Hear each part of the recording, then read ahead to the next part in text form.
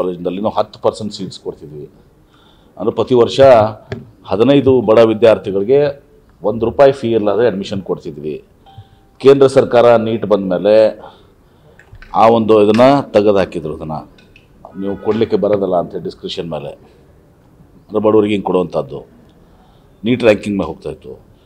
ಈಗ ನಾನು ಆ ದಿನದಿಂದ ವಿಚಾರ ಮಾಡಿದೆ. ಇವತ್ತು ವಿಜಯಪುರ ಜಿಲ್ಲೆ ಜನ ಮಕ್ಕಳು ಬಡವರು ಯಾರಿರ್ತಾರೆ, ಪಾಪ ಕೂಲಿ ಕಾರ್ಮಿಕ ಮಕ್ಕಳು, ಅವ್ರು ಯಾರಿಗೆ ಇವತ್ತು ಸರ್ಕಾರದಲ್ಲಿ ಸರ್ಕಾರಿ ಸೀಟು ಗೌರ್ಮೆಂಟ್ ಕಾಲೇಜ್ನಲ್ಲೇ ಆಗಲಿ ಅಥವಾ ಖಾಸಗಿ ಕಾಲೇಜ್ನಲ್ಲೇ ಆಗಲಿ, ಆ ಸರ್ಕಾರಿ ಸೀಟ್ ಕೊಟ್ಟಿದ್ರು ಕೂಡ ಅದಕ್ಕೆ 1 ಲಕ್ಷ 2 ಲಕ್ಷ ರೂಪಾಯಿ ಖರ್ಚು ಬರ್ತದೆ ಪ್ರತಿ ವರ್ಷ. ಅದನ್ನು ಕೂಡ ಕಟ್ಟುವಂಥ ಶಕ್ತಿ ಇರಲಿಲ್ಲ. ಈಗ ನೋಡಿದ್ರು ಉದಾಹರಣೆಗೆ ಪಾಪ ತಂದೆ ಇಲ್ಲ, ತಾಯಿ ಕೂಲಿ ಮಾಡ್ತಾಳೆ, ಆ ಹುಡುಗಿನೂ ಕೂಡ ಕೂಲಿ ಮಾಡ್ತಿಲ್ಲ, ಸಿಂದಿಗೆ ಹಾಕಿ ವಾರದವ್ರು ಪಾಪ ಅಂತ ಕರ್ಕೊಂಬಂದಿದ್ರು. ಹೀಗಾಗಿ ಅಂಥ ವಿದ್ಯಾರ್ಥಿಗಳು ಏನು ಬಡವರು ಇದಾರ, ಆ ಬಡವರು ಯಾರು ಸರ್ಕಾರಿ ಮೆಡಿಕಲ್ ಕಾಲೇಜಲ್ಲಿ ಆಗಲಿ ಖಾಸಗಿ ಮೆಡಿಕಲ್ ಕಾಲೇಜಲ್ಲಿ ಸರ್ಕಾರಿ ಸೀಟ್ ಯಾರು ಪಡ್ಕೊಂಡಿರ್ತಾರೆ, ಸರ್ಕಾರಿ ಸೀಟ್ ಪಡ್ಕೊಂಡಾಗ ಅವ್ರಿಗೆ 1 ಲಕ್ಷ 2 ಲಕ್ಷ ರೂಪಾಯಿ ಖರ್ಚು ಪ್ರತಿ ವರ್ಷ ಖರ್ಚು ಬರ್ತದೆ. ಅಲ್ಲಿ ಟ್ಯೂಷನ್ ಫೀ ಆಗಲಿ, ಹಾಸ್ಟೆಲ್ಲು, ಮೆಸ್ಸು, ಬಟ್ಟೆ, ಆಮೇಲೆ ಬುಕ್ಸು.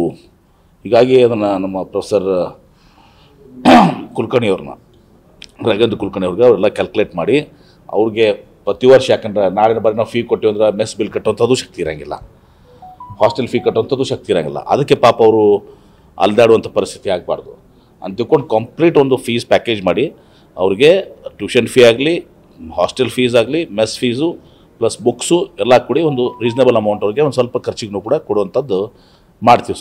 ಸ್ವಾವಲಂಬನೆಯಿಂದ ಅವು ಬದುಕಲಿಕ್ಕೆ ಯಾರ ಮುಂದೆ ಕೈ ಒಡ್ಡುವಂಥ ಪರಿಸ್ಥಿತಿ ಬರೋದಿಲ್ಲ, ಅಥವಾ ಕೀಳ್ರಿಮೆಯಿಂದ ಪಾಪ ಅವು ಬಳಲಿಕ್ಕೆ ಇದಾಗೋದಲ್ಲ. ಇದೊಂದು ಇದನ್ನು ನಾನು ಪ್ರತಿ ವರ್ಷ ಒಂದು 10-15 ವಿದ್ಯಾರ್ಥಿಗಳಿಗೆ 8, 10, 15 ಅದನ್ನು ಮಾಡ್ಕೊತ ಬಂದಿದ್ವಿ. ಹೀಗಾಗಿ ಇದೊಂದು ಬೇಡಿ ಸಂಸ್ಥೆಯಿಂದ ಈ ಬಡ ಮಕ್ಕಳಿಗೆ ಸಹಾಯ ಮಾಡುವಂಥದ್ದು ಮುಂದೆ ವಿಜಯಪುರ ಜಿಲ್ಲೆ ಜನತೆಗೆ.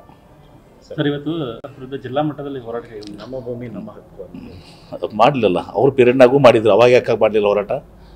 ಅವ್ರ ಪೀರಿಯಡ್ನಲ್ಲೂ ಕೂಡ ನೋಟಿಸ್ ಕೊಟ್ಟಿದ್ದಾರೆ, ಅವ್ರ ಪೀರಿಯಡ್ನಾಗೂ ಗೆಜೆಟ್ ನೋಟಿಫಿಕೇಷನ್ ಇತ್ತು ಏನ್ರಿ, ಅವ್ರ ಸರ್ಕಾರದಾಗೂ ಗೆಜೆಟ್ ನೋಟಿಫಿಕೇಷನ್ ಇತ್ತು, ಅವ್ರ ಪೀರಿಯಡ್ನಾಗೂ ಕೂಡ ನೋಟಿಸ್ಗಳು ಕೊಟ್ಟಿದ್ದಾರೆ, ಅವ್ರ ಪೀರಿಯಡ್ನಾಗೂ ಕೂಡ 9 ನಂಬರ್ 11 ನಂಬರ್ ಕೊಟ್ಟಿದ್ದಾರೆ.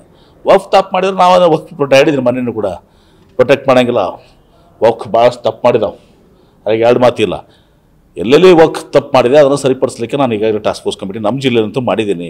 ಮುಖ್ಯಮಂತ್ರಿಗಳಿಗೂ ಕೂಡ ಮೊನ್ನೆ ಅವ್ರಿಗೂ ಕೂಡ ಹೇಳಿದ್ದೀವಿ, ಎಲ್ಲಿ ವಕ್ಫ್ಗಳು ತಪ್ಪು ಮಾಡಿದ್ದಾವೆ ನಿರ್ದಾಕ್ಷಿಣ್ಯವಾಗಿ ಕ್ರಮ ಕೈಗೊಳ್ಳುವಂಥದ್ದು. ಯು ಆರ್ ನಾಟ್ ಪ್ರೊಟೆಕ್ಟಿಂಗ್ ವಕ್ಫ್.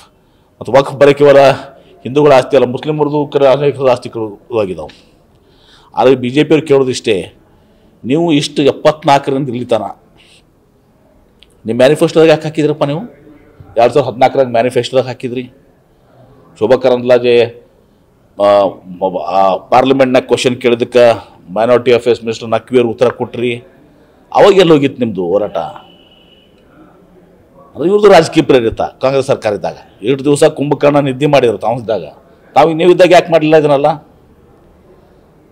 ಕೇಂದ್ರ ಸರ್ಕಾರ ನಿಮ್ಮದೇ ಅದ, 10 ವರ್ಷ ಕೇಂದ್ರ ಸರ್ಕಾರ ಅದ, 2014 to 24 ಮಾಡೋದಿರಲಿ. ನೀವು ಅದಕ್ಕೆ ಸಪೋರ್ಟ್ ಮಾಡಿದ್ದೀರಿ, ಮ್ಯಾನಿಫೆಸ್ಟೋದಾಗ ಹಾಕಿದ್ದೀರಿ, ಫ್ಲೋರ್ ಆಫ್ ದ ಹೌಸ್ ಉತ್ತರ ಕೊಟ್ಟಿದ್ದೀರಿ ಲೋಕಸಭೆಯಲ್ಲಿ.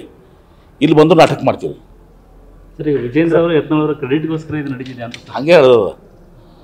ಆ ವಿಜೇಂದ್ರನ ತೆಗಿಬೇಕಂತಾರೆ, ವಿಜೇಂದ್ರನ ಇವ್ರು ತೆಗಿಬೇಕಂತಾರೆ.